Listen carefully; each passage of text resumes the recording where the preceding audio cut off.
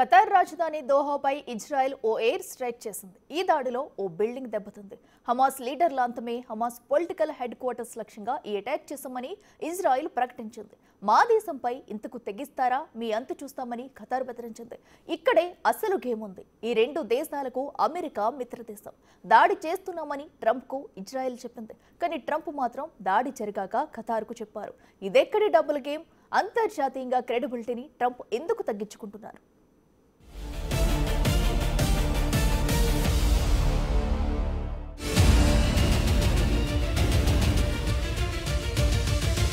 Trump చర్యలు ఎప్పుడు ఆశ్చర్యకరంగానే ఉంటాయి.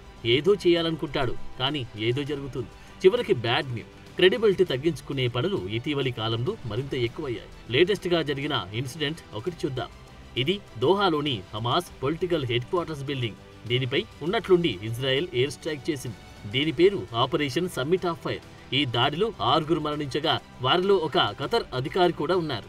అదేంటి, ఖతర్లోకి చొరబడి ఇజ్రాయెల్ ఈ దాడి చేయడం ఏంటి అని అంతా అనుకున్నారు. హమాస్ లీడర్లే టార్గెట్ గా అటాక్ చేశామని, ఇది తమ ఇండిపెండెంట్ ఆపరేషన్ అని ఇజ్రాయెల్ ప్రధాని నెతన్యాహు చెప్పుకున్నారు. జెరూసలేంలో ఈ నెల 8న 6 చంపడంతో ఈ అటాక్ చేశామన్నారు. తమకు అందిన నిఘా సమాచారంతో హమాస్ నేతలే లక్ష్యంగా దాడి చేపట్టినట్లు ఇజ్రాయెల్ మిలిటరీ తెలిపింది. దీనికి పూర్తి బాధ్యత కూడా తీసుకుంటున్నామని నెతన్యాహు చెప్పారు.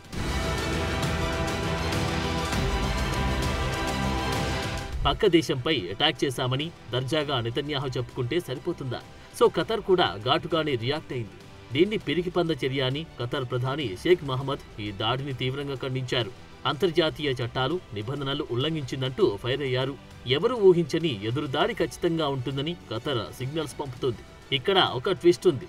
దోహాపై అటాక్ కు సంబంధించి ట్రంప్ కు ఇజ్రాయెల్ నుంచి ఇన్ఫర్మేషన్ ఉంది. ట్రంప్ ఏమన్నారో చూడండి.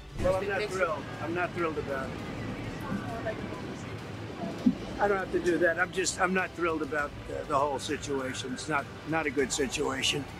But I will say this, we want the hostages back, but we are not thrilled about the way that went down today. దాడి గురించి రియాక్ట్ అయిన ట్రంప్ అది తన నిర్ణయం కాదని, ఇజ్రాయెల్ ప్రధాని నెతన్యాహు తీసుకున్న నిర్ణయమని క్లారిటీ ఇచ్చారు. తన సోషల్ మీడియా ప్లాట్ఫామ్ ట్రూత్ సోషల్లో ఈ విషయం పోస్ట్ చేశారు. అమెరికా సైన్యం నుంచి ఈ దాడి గురించి సమాచారం అందిన వెంటనే ప్రత్యేక రాయబారి స్టీవ్ విట్కాఫ్ ను ఖతర్లకు సమాచారం ఇవ్వమని చెప్పానని, కానీ అప్పటికీ ఆలస్యమైపోయిందన్నాడు ట్రంప్. ఒక్క ఫోన్ కాల్, ఒక్క నిమిషంలో చెప్పే మాట ఆలస్యమైందని ట్రంప్ స్థాయి వ్యక్తి చెప్పడమే ఇక్కడ పెద్ద జోక్. అంతేకాదు ట్రంప్ మరో మాట అన్నాడు. ఖతర్ అమెరికాకు సన్నిహిత మిత్రదేశమని, ఇలాంటి ఏకపక్ష దాడికి ఇజ్రాయెల్ కు అమెరికా సహాయపడదన్నారు. హమాస్ ను ఎలిమినేట్ చేయడం మంచి లక్ష్యమేనని, వాళ్లు గాజాలోని ప్రజల బాధలను ఆసరాగా చేసుకుంటున్నారన్నారు.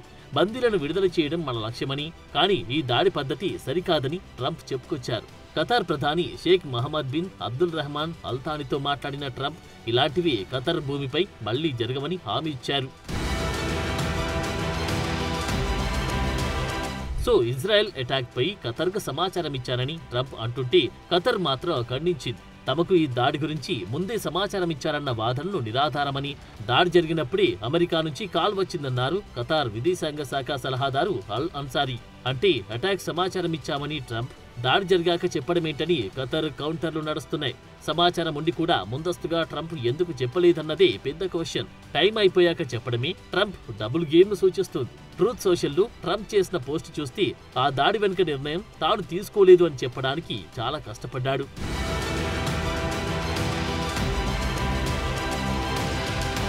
ఖతార్లో అమెరికాకు పెద్ద మిలిటరీ బేస్ ఉంది. ఇది ఈ రెండు దేశాల ఒప్పందంలో భాగం. పైగా ఆ రెండు మంచి మిత్ర దేశాలు.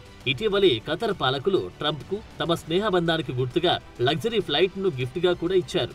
ఇటీవలే ట్రంప్ ఖతర్ పర్యటనకు వెళ్ళినప్పుడు ఆయనకు $400 మిలియన్ విలువైన ఫ్లయింగ్ ప్యాలెస్ అని పిలిచి విలాసవంతమైన బోయింగ్ 747 8 జెట్ను బహుమతిగా ఇచ్చారు. మరి అలాంటి ఖతర్ను ఇబ్బంది పెట్టే దాడి విషయంలో ఇజ్రాయెల్ కు ట్రంప్ ఎలా గ్రీన్ సిగ్నల్ ఇస్తారన్న ప్రశ్నలు పెరుగుతున్నాయి.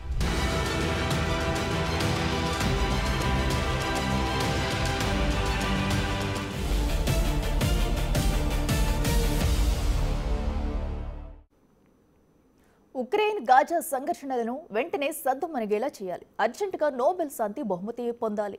ఇదే లక్ష్యంగా ట్రంప్ వేస్తున్న అడుగులు ఒక్కొక్కటిగా రివర్స్ అవుతున్నట్లే కనిపిస్తున్నాయి. ఓ అరబ్ దేశంపై ఇజ్రాయెల్ చేసిన మొదటి దాడి ఇదే కాబట్టి పరిణామాలు ఎటువైపు మళ్లుతాయన్నది ఆసక్తికరంగా మారింది.